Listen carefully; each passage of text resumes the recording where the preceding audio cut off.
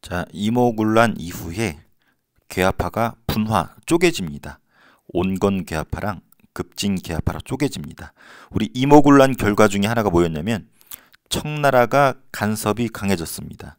청나라의 간섭. 그래서 그 당시 풍자화가 요거였었잖아요. 조선이 있고 청나라가 뒤에서 배후 조종하는 거. 그래서 이모군란 이후에 청이 조선의 내정 간섭을 하게 되는 것이 가장 큰 특징 중에 하나라고 우리 배웠죠. 그래서 청의 간섭을 받아들이고 천천히 개혁하자는 쪽이 온건개혁파입니다. 그래서 여기는 상대적으로 청의 간섭을 받아들이고 느리게 개혁해도 좋다. 반대로 급진개혁파 같은 경우는 그거를 싫어합니다. 일본처럼 패스트, 빠르게 개혁하자. 그래서 온건개혁파 같은 경우는 청의 간섭을 받아들이는 좀 나이 많은 연로한 그런 관료들이에요. 그래서 김홍집이 가장 대표적이고 이런 사람들이 있었고, 그래서 친청파입니다. 청의 간섭을 받아들이고 청에 친합니다. 그래서 청의 양문동을 모델로 했고, 양문동이 뭐예요? 우리 앞서 봤던 사진이잖아요. 무기 위주로 외형적인 것만 바꾸는 개혁을 양문동이라 그랬었고, 그거를 그대로 따라합니다. 그래서 우리의 성리학적인 지성을 유지하고 서양의 과학기술만, 특히 무기 같은 것만 좀 바꾸자라는 온건적이고 느린 개혁을 추구하는 쪽이 온건개혁파입니다. 반대로 급진개혁파는 좀 달라요.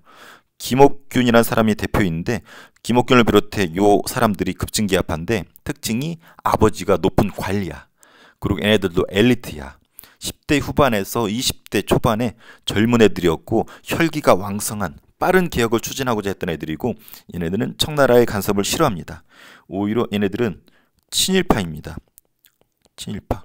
그래서 여기 나와있던 이 사람이 김옥균이거든요. 가장 대표적인 상징적인 인물인데, 이 사람조차도 일본으로 유학을 가서 상당수가 일본 유학파로서 일본에 발달된 문화상을 보면서 친일파로 된 사람들이 이 사람들이고, 당연히 일본의 메이지 유신 개혁에 영향을 받습니다.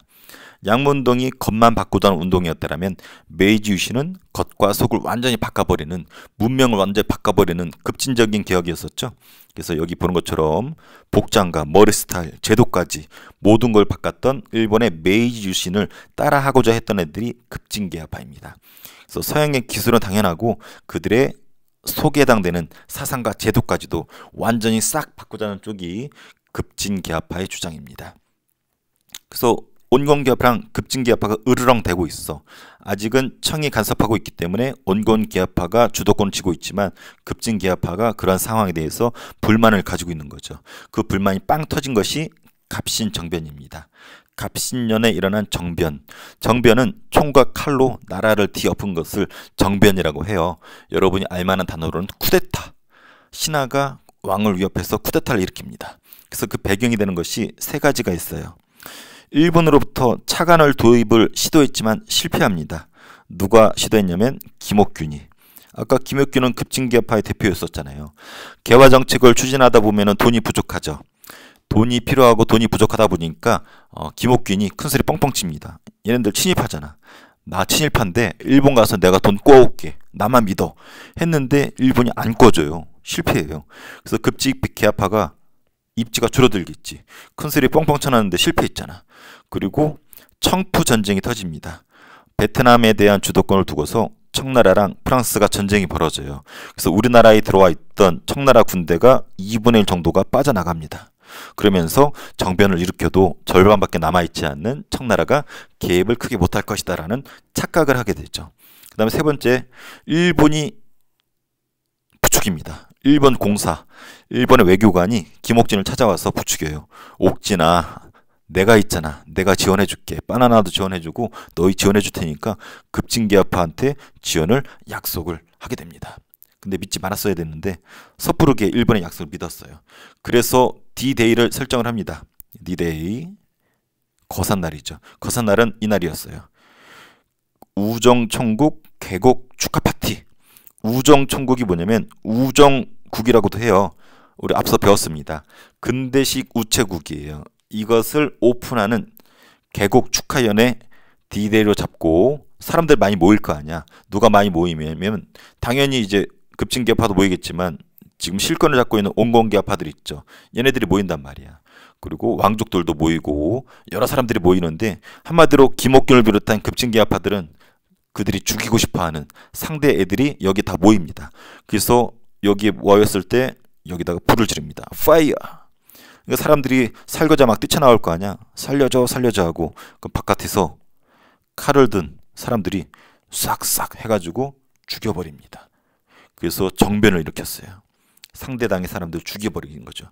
그리고 왕과 왕비를 끌고 다니면서 새로운 정부를 구성하고 그들이 하고 싶었던 개혁 정강을 발표합니다. 그래서 개혁 정강이 중요한 이유는 이 김옥균을 비롯한 급진개혁파들이 하고 싶은 것이 이 개혁 정강에 담겨 있거든. 하지만 청나라가 절반밖에 남지 않았는데도 불구하고 청나라가 개입을 하고 3일 만에 진압이 되면서 끝나게 됩니다. 믿었던 일본은 제대로 방어도 하지 못하고 청군한테 밀리면서 급진개혁파 일부랑 일본으로 도망치게 되면서 3일 만에 끝나게 됩니다. 그래서 갑신정변이 3일 만에 끝나면서 요거의 또 다른 별명이 뭐냐면 3일 천하라고 부릅니다. 3일 동안만 자기들이 하고 싶었던 걸 했던 거죠. 그것이 하고 싶었던 것이 개혁정강에 나와 있고 여기에 나와 있습니다. 자, 이 사람이 김옥균 대빵이에요. 얼굴 보세요. 머리 단발하고 서양식 복장을 입고 이미 서구화되어 있죠. 개화가 많이 되어 있습니다. 그리고 박용효, 서강범, 서재필, 김옥균 다 유명한 사람들이에요. 김옥균. 참고로 서재필은 뒤에 배우겠지만 나중에 미국에 가서 의사가 되고 나서 나중에 귀국한 이후에 독립회폐를 세운 사람으로 또 유명하죠. 자, 일단 개혁정강, 갑신정변 때 그들이 하고 싶었던 것이 여기 담겨 있습니다. 이 중에서 1조 중요해요. 잡혀간 흥선대원군을 돌려보내라. 흥선대원군은 앞서 배운 것처럼 이모군란 때 청에 끌려갔었잖아요. 이모군란의 책임자로 흥선대원군한테 뒤집어 씌워서 끌고 갔습니다. 근데 이때 돌려보내라. 좀 웃기죠? 김옥균은 흥선대원군 별로 안 좋아해요. 왜냐면 흥선대원군은 과거적인 인물이고 김옥균은 미래를 지향하는 개화파잖아. 그런데 그랬던 흥선대원군이지만 우리나라 왕족이 청에 끌려가 있는 모습이 아주 싫었나 봐. 그 정도로 청을 더 싫어했던 거지. 그래서 청에 끌려간 대원군을 돌려보내라. 그 청에 조공하지 않겠다. 조공은 선물 갖다 바치는 거죠. 한마디로 청에 하던 사대를 금지해라. 그 2조가 중요해요. 문보를 폐지하고 인민평등권을 제정한다. 한마디로 신분제를 폐지하겠다는 거예요. 우리 역사상 고조선 이래로 유지되었던 신분제 한 번도 없어진 적이 없거든. 신분제 폐지를 주장합니다. 누가? 김옥균을 비롯한 급진개혁파가. 근데 웃기는 건 본인 스스로도 신분제도의 최상위 계층인 양반의 자제들이거든. 그것도 고위 관료의 자제들인데 그들 스스로가 신분제가 불합리하다 해가지고 이걸 없애려고 했던 거예요. 또 지조법은 이제 세금제도인데 개혁하라고 그랬고, 해상공국, 보부상이라는 상인들이 있었는데 이 사람을 관리하던 기구가 해상공국이었는데 없애라고 했어요. 12조 중요합니다. 모든 나라의 재정은 호조에서 관할하자. 그 당시 나라의 재정, 나라 돈을 재정이라고 그러죠. 여기저기 다 흩어져 있었는데 호조에서만 관리하자. 우리 의정부하고 6조 배웠었죠.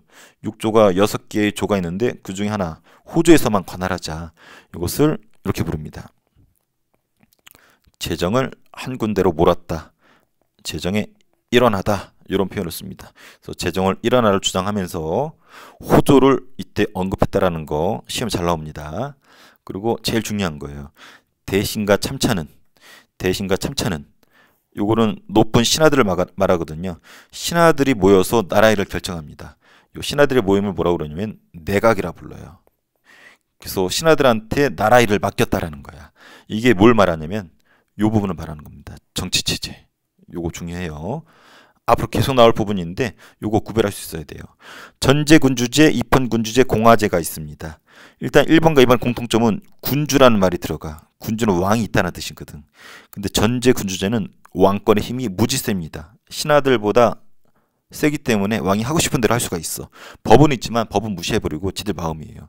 그리고 입헌군주제가 다른데 왕권이 약합니다. 법에 의해서 실질적으로 제한을 받아요. 그래서 영국과 일본이 그러하죠. 과거에도 그랬고 메이지 유신 이후에 일본도 마찬가지입니다. 영국은 지금도 왕이 있죠. 얼마 전에 엘리자베스 여왕 죽었었잖아요. 그 아들이 지금 왕을 하고 있는데 왕은 있지만 힘이 별로 없어. 영국의 총리가 힘을 갖고 있잖아요. 일본도 마찬가지예요. 천황은 있지만 상징적인 존재일 뿐이지 힘이 없습니다. 일본의 총리가 힘을 갖고 있잖아요. 그래서 이런 나라들이 입헌 군주제 국가였었고, 이런 부분 봤었을 때는 13조나 14조 봤었을 때는 이 젊은 급진 개혁파가 입헌 군주제를 추진했었구나라고 알 수가 있죠. 그래서 우리나라 역사 항상 우리는 전제 군주제였었거든. 근데 우리 역사에서 최초로 입헌 군주제를 주장한 사건이 갑신정변이라는 거예요. 왕은 두지만 왕권은 제한을 두고 신하들이 내각을 구성해서 정치를 하자. 왜? 급진개합하는 친일파라 그랬잖아. 일본에 유학 갔더니 이런 부분을 본 거지. 또 선진국이었던 영국도 이거 하고 있대. 야, 우리도 저거 하자. 그래서 김옥균을 비롯한 급진개합파가 3일 동안에 발표했던 개혁정강에 이 부분이 담겨 있습니다. 여담이지만 요 공화정이라고 있습니다. 공화정은 군주가 없잖아. 왕이 없는 거야. 대신에 국민의 대표가 정치하는 시스템인데 국민의 대표는 이름이 달라요. 어떤 나라는 대통령이라고 하고 어떤 나라는 총리라고 하고. 우리 얼마 전에 이재명 대통령 뽑았죠. 대통령이 취임해서 뭐라고 그랬냐면 본인은 국민의 대표일 뿐이다. 국민의 대표로서 정치한다 그랬었잖아요. 그래서 왕이 없고 국민이를 대신해서 대통령이 정치하는 이런 시스템을 공화제, 공화정이라고 합니다. 그래서 대한민국은 우리 보통 민주공화정이라고 하잖아요. 민주주의를 채택한 공화정이다. 또 대한민국을 리퍼블릭 오브 코리아라고 그러죠. 영어로 리퍼블릭 오브 코리아. 리퍼블릭이란 말이 공화정이란 뜻이에요. 그래서 대한민국은 공화정 국가입니다. 왕이 없죠. 그래서 여기서 우리 알아둘 거 입헌 군주제를 최초로 주장했었다. 그래서 얘네 혁신정강 핵심은 청에 대한 사대를 청산하고 그리고 문벌, 신분제 폐지하고 지적법을 개혁하고 내각제도, 입헌 군주제를 하고 싶었다라는 거. 그래서 입헌 군주제를 지향했었다라는 거. 우리 역사 최초라니까. 그래서 중요해. 하지만 실패로 끝나죠. 요 부분 사례를 안 봤네요. 아까 차관 도입 실패를 했었던 김옥균의 아쉬움이 들어가 있죠. 내가 지금 빈손으로 가면 집권사대당이 나를 비판하면서 궁지에 몰아넣을 것이다. 한마디로 좆될 것이다. 그래서 김옥균이 입지가 좁아져서 쿠데타를 일으켰죠. D-Day는 우정총국에서 시작이 되었다. 그래서 요 지도 나오면 특히 우정총국 나오면은 갑신정변이라는 거 알아두면 될 것 같아요. 이 3.1 천하가 실패로 끝났어요. 근데 갖고 있는 의의는 엄청 큽니다. 근대 국가 건설을 위한 개혁운동, 한마디로 입헌 군주제를 추진했었다라는 근대 국가를 만들기 위한 노력이었었다라는 거. 그 후에 배우는 갑오개혁과 독립회폐의 요 부분이 반영이 됩니다. 그래서 갑오개혁과 독립회폐 활동에 영향을 준 사건 갑신정변이라는 거. 한계점이 좀 아쉬워요. 너무 일본에 의존했어. 친일파다 보니까 너무 일본을 맹신해버렸어. 나중에 일본은 나몰라라 해버리고 도망가 버리거든. 그리고 너무 소수의 지식인들만, 소수의 사람들만 했었던 위로부터의 개혁운동이에요. 상층부 지도층들이 주도했던 운동이에요. 그래서 민중들이 별로 좋아하지 않았어. 좋아하지 않은 이유가 크게 두 가지예요. 일단 이 소수 엘리트들이 일본을 끼고 있어. 가만히 봤더니 일본 애들과 급진개합파가 왕을 위협하면서 끌고 다니거든. 그래서 일본, 안 그래도 일본 싫어했는데 일본을 끼고 했었던 아쉬움이 있었고, 그리고 농민들이, 하층민들이 원했던 건 토지제도 개혁이었었거든. 토지제도 개혁은 농민들한테 땅을 달라는 건데 그런 내용이 하나도 없어. 그래서 민중들이 별로 좋아할 요소가 별로 없었어. 사실은 신분제도 폐지되고 좋은 게 있었는데 민중들은 그걸 볼 능력이 안 됐던 거예요. 그래서 일본을 끼고 했었고 토지제도도 없었기 때문에 민중들이 그렇게 지지하진 않았고 3일 만에 실패로 끝난 개혁을 갑신정변이라고 부른다. 그리고 그 결과 체결된 조약이 시험에 상당히 잘 나옵니다. 먼저 조선하고 일본 사이에 한성조약이 체결돼요. 근데 문제는 일본은 그냥 부추겨가지고 같이 쿠데타 일으키다 실패했을 뿐이잖아. 그런데 배상금 물어내래. 자기들 놀랬다고, 마음에 놀랬다고 배상금 지불해래. 그리고 앞서 이모굴란테 공사관이 불협했죠. 그거 새로 지을 테니까 돈 내래. 그래서 배상금 위주로 되었던 것이 한성조약입니다. 그리고 중요한 것이 텐진조약이에요.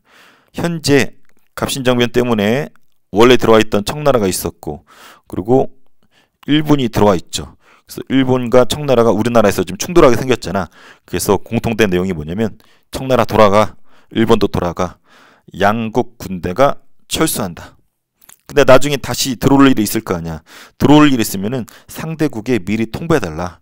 청나라 들어올 거면은 일본에 통보해서 일본도 들어올 수 있고, 일본이 들어오면 청나라에 통보를 해서 청나라도 들어올 수 있는 여지를 만드는 거죠. 그래서 조선에 한나라가 파병을 할 때는 상대국에 안내해준다. 근데 문제는 요 조항 때문에 실제로 동학 농민운동 때 다시 청나라가 들어오거든요. 그래서 텐진조약에 근거해서 일본도 알고 일본도 다시 들어와요. 그래서 둘이 우리나라에서 전쟁이 벌어지게 되죠. 이 전쟁이 역사에서 청일전쟁이라고 부릅니다. 그래서 이 텐진조약 때문에 청일전쟁이 일어나게 된 배경이 되었어요. 그래서 요게 이렇게 연결된다라는 거. 그래서 텐진조약 내용, 일본과 청은 철수한다. 철수한다. 안철수가 아닙니다. 청나라는 철수하고 일본도 철수한다. 자, 그 다음에 3번. 한 나라가 파병할 때에는 우선 상대국의 공문으로 통지, 안내해줘야 된다. 그 상대방도 같이 들어오겠죠. 실제로 동학 농민운동 때 청과 일본이 들어오면서 청일전쟁이 일어났고 그 씨앗이 된 사건이 텐진조약이다. 근데 갑신정변 이후의 정세가 되게 특이해요. 갑신정변도 누가 진압했어요? 이모곤란에 의해서 청나라가 또 진압했죠. 청나라의 간섭이 더 심해져. 그러니까 고종이 기분이 안 좋은 거야. 청나라가 너무 개입을 하니까 그래서 누굴 끌어들이냐면 러시아를 끌어들입니다. 그래서 청나라를 견제하기 위해서 러시아하고 비밀리에 조약을, 협약을 추진을 해요. 그래서 러시아가 우리나라에 영향을 주기 시작해. 근데 문제는 러시아가 어떤 나라냐면 이렇게 세계도 그려볼게요. 이렇게 있는데 러시아가 땅이 넓잖아. 러시아가 요 위에 있거든요. 러시아가 원래 이렇게 유럽 쪽으로 이렇게 내려오려고 그랬어. 러시아는 왜 자꾸 내려오려고 그러냐면 위쪽에 있기 때문에 추워. 항구가 얼어버리기 때문에 그 당시에는 군함, 해군력이 중요한데 얼지 않은 항구를 얻기 위해서 자꾸 내려오려고 그럽니다. 근데 이 유럽 쪽에서 누가 자꾸 막아섰냐면 영국이 막아섭니다. 전쟁까지 벌어져요. 근데 문제는 러시아가 이제는 이쪽 아시아 쪽으로 내려오려고 그러거든. 그랬더니 더군다나 고종이 러시아를 끌어들이려고 그래. 그래서 영국이 멀리 이렇게 돌아가지고 여기 제주도가 있죠. 제주도 위에 섬이 하나 있어요. 여기가 지금 검은도란 섬인데 요 섬을 영국이 차지해버립니다. 목적은 러시아를 견제하기 위해서. 근데 웃기는 일이요. 영국하고 러시아 간의 싸움인데 러시아 견제한다고 우리나라 땅이었던 검은도를 불법으로 점거해버려요. 그래서 영국이 러시아 남하를 막는다는 명분으로 검은도라는 섬을 불법으로 점거합니다. 그래서 이게 그 당시 검은도에서 찍은 영국 해군들 사진이에요. 우리 조선 주민들이 되게 좋아합니다. 왜? 우리 조선 관리라고 해봤자 와서 맨날 삥만 뜯는데 얘네들은 와가지고 잘해줬대. 와서 코카콜라도 주고 지코바 치킨도 구워주고 맛있는 거 많이 줬대요. 심지어는 영국 해군이랑 우리 조선 처녀하고 썸 타는 경우도 있었다고 합니다. 근데 어쨌든 우리나라 땅을 차지한 거잖아. 그래서 우리나라가 열받았지. 그래서 우리나라가 청나라한테 부탁하지. 형님 저 영국 좀 쫓아내주세요 해가지고 청이 부탁해가지고 2년 만에 영국군이 철수를 합니다. 그래서 검은도에 지금 가면은 영국 해군들이 감기 걸려서 많이 죽었거든. 그래서 거기 무덤들이 많이 있습니다. 감기, 풍토병. 얘네는 어떤 바이러스에 대한 어떤 항체가 없기 때문에 우리나라 풍토병인 감기에 걸려서 많이 죽었다고 해요. 진짜로. 자, 그러니까 지금 보니까 어때요? 우리나라 주변의 형세가 어때? 갑신정변 때 청나라 개입했죠. 일본 개입했죠. 러시아 개입하죠. 러시아 견제한다고 영국 개입하죠. 그거 어때? 우리나라 주변에 강대국들이 각축전을 벌이죠. 그래서 안 되겠다. 이때 우리나라가 살 길은 N이다. 중립을 지켜야 되겠다. 특정 나라에 치우치다가는 좋된다. 그래서 중립을 주장한 사람들이 등장합니다. 이것을 한반도 중립파론이라고 그래요. 그래서 우리나라에 들어와 있던 독일 부영사 부들러 감기 걸렸나 봐. 맨날 부들부들 떨었대. 그리고 우리나라 사람 육일준이 중립파론을 주장했는데 육일준을 꼭 알아둬야 됩니다. 육일준의 중립파론. 아시아의 중립국이 되는 것이 좋을 것이다. 그래서 중립이란 말 나오면 갑신정변 직후에 혹은 검은도 사건 직후에 육일준이 주장했구나. 부들러도 주장했구나. 이 정도. 이 사건 이후에 연무공원이라고 해서 사관학교 만들고 유경고군이라 해서 근대적인 학교를 국가 차원에서 만듭니다. 그리고 미국의 최초로 우리 외교관 공사를 파견하기도 했었다고 합니다. 스스로 강해지기 위한 특정 국가에 치우치지 않고 자강 정책을 펼쳤다라는 거. 그래서 요 그림 아까 본 것처럼 비밀리에 러시아를 끌어들이려고 했었고 청과 일본은 원래 으르렁 됐었고 영국이 러시아를 견제하기 위해서 우리나라의 검은도를 차지했었다는 거. 그래서 이런 지도 나오면은 갑신정변 직후의 모습이고 요거 해결하기 위해서 육일준이 중립파론을 썼구나. 그 당시 때 요거를 그림으로 풍자한 게 요거예요. 코리아, 우리 조선을 먹기 위해서 일본과 청이 각축전을 벌이고 러시아, 요 맞은편에 누가 있겠어요? 맞은편에서는 회 들고 칼 들고 있는 영국이 있겠죠. 그래서 그 당시 때 우리나라는 먹잇감이 되기 위한 어떤 약한 나라였었다라는 거 알아두면 좋을 것 같아요. 그래서 지금까지 배운 거 정리하고 문제를 풀어볼게요. 자, 이 부분으로 정리할게요. 자, 갑신정변 배경 청의 간섭이 심해요. 급진개혁파가 참을 수가 없어. 근데 급진개혁파가 힘이 약해졌어. 김옥균이 돈 꼬은다 그랬는데 실패했죠. 또 청나라 군대가 2분의 1이 철수합니다. 베트남에 주도권을 두고 프랑스랑 전쟁하러 갔어. 또 일본이 군사적으로 지원을 약속을 하죠. 그래서 이런 배경 속에서 전개가 벌어지죠. D-Day는 우정천국에서 불을 확 질러버리죠. 그리고 왕을 끌고 다니면서 하고 싶은 개혁을 발표를 합니다. 하지만 청이 진압하면서 3일 천하로 끝난 이 사건을 우리는 갑신정변이라고 부릅니다. 하지만 우리가 주목할 거는 그들이 뭘 하고 싶었는지가 중요하죠. 청나라의 4대 관계를 청산하고 싶어 했었고 신분제 폐지를 주장했습니다. 그리고 입헌 군주제, 내각이 중심이 되는 신하들의 모임인 내각이 중심이 되는 입헌 군주를 하고 싶어 했었고 일본처럼 그리고 호조로 나라의 돈을 일원하고자 했었죠. 그래서 이런 내용 나오면 갑신정변 결과가 시험에 잘 나옵니다. 청나라의 간섭이 심해졌죠. 청이 진압했기 때문에. 그리고 일본이 윽박질러서 배상금과 공사관 신축비를 부담하는 한성조약이 체결되었고 그 다음에 청과 일본 사이에 텐진조약 체결해서 동시에 철수하고 훗날 파병시에 상호 통보해주는 걸로. 그래서 훗날 청일전쟁의 씨앗이 되었다라는 거. 하지만 의의는 있었죠. 입헌 군주제를 주장했었던 근대국가 건설을 위한 최초의 운동이었었고 아쉬운 점은 엘리트들만 했었고 일본을 끼고 했었다는 부분, 또 토지개혁 같은 농민들의 바람이 반영이 되지 않았다는 거, 그리고 거문도 사건이 터지죠. 그래서 청의 간섭이 심해지니까 러시아로 끌어들이려고 했었고 그리고 청과 일본은 원래 으르렁댔었고 러시아를 견제하기 위해서 영국이 우리의 거문도를 불법으로 점거하게 됐죠. 청의 중재로 철수는 하고 이때 우리가 나아갈 길은 뭐다? 중립을 주장했었죠. 조선 중립화론 6.1중과 감기 걸린 부들러. 자, 문제 한번 풀어볼게요. OX네요. 급진개혁파래요. 요것만 봐도 김옥균이죠. 그래서 메이지 유신을 본받아서 서양의 기술뿐만 아니라 사상과 제도, 속까지도 바꾸자. 김옥균.